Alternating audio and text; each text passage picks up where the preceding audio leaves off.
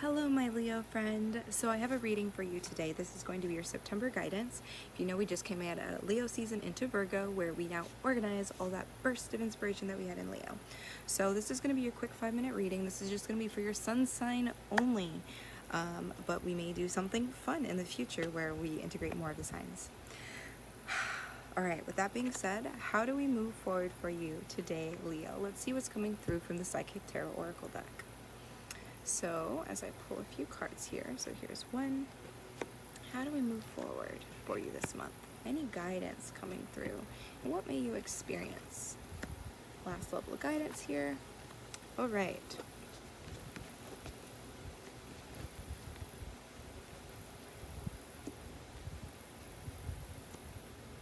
Interesting.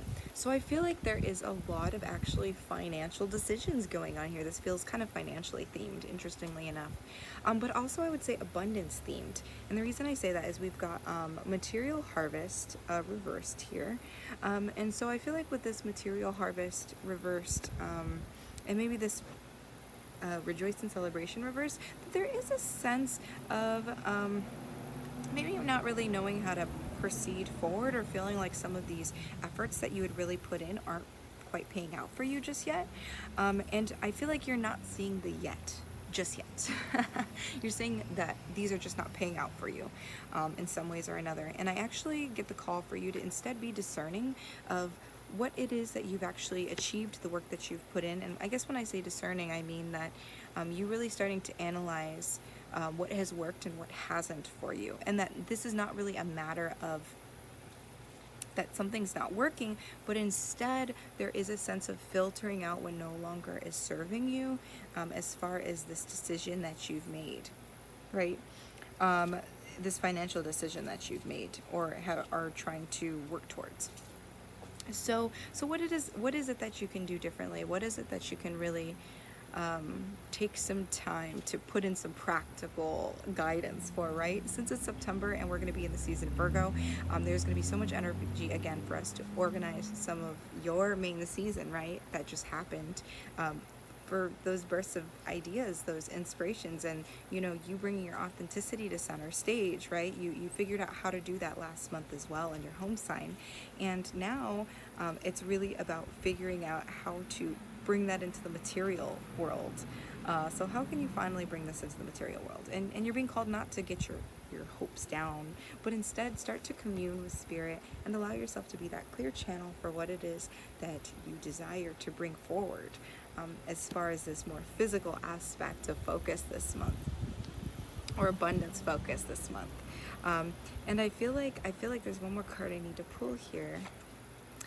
So I feel like there is transformation coming forward for you, and that if you can just persist, with this third eye chakra discernment, and you really allowing yourself to see all aspects of what you've tried, what hasn't worked, and then allowing yourself to be flow at the same time, be that clear channel, then that's really going to move you closer to bring this material harvest mindset right side up, right? Because it's mainly a mindset. Where we are doesn't matter as much as the way we're thinking and the way we're persisting in the world.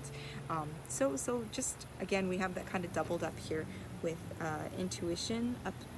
Intuition coming through as far as what you can do to move forward, and the crown chakra, what you can do to move forward is connect with spirit, because spirit's trying to guide you, and it's just important for you to actually hear it and not get caught up on the day-to-day physical, so that you can actually see those changes materialize, and also just be okay with it moving at its own pace, right? Because we can't control everything.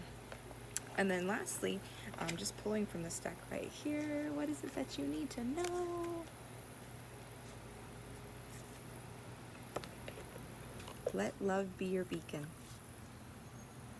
So here's the card. So you're being called today or for this month really, is to let love be your beacon. So if you're trying to decide what in what direction to go forward as far as this abundance, allow love to guide you into this next decision that you're going to make. If you come through from a place of love, then you're never having to worry about feeling out of alignment, I would guess I would say, with what it is, with the decisions that you're choosing. Because if you're doing things like, let's just say, at your own, for your own gain and at others' expense, then there is a sense of often being out of alignment with the core of who we really are, which is love. And that makes space for us to be, for us to really have to almost have cognitive dissonance in order to hold our own and move forward in a way where our words align with our actions, align with our beliefs, right? Because again, if we're taking advantage of people, then it's going to be fake when we stand behind what we believe in. We're only standing behind not wanting to feel shame for what we feel like we had to do. So if you can let love be your beacon, then you can be a clearer channel, because you're no longer trying to put on a mask for the things that you're doing that are actually out of alignment with yourself. So I hope that this provides some guidance and maybe helps guide you too towards what you can do to really bring those abundance mindsets back into alignment for you. So sending love your way, and I will talk to you soon.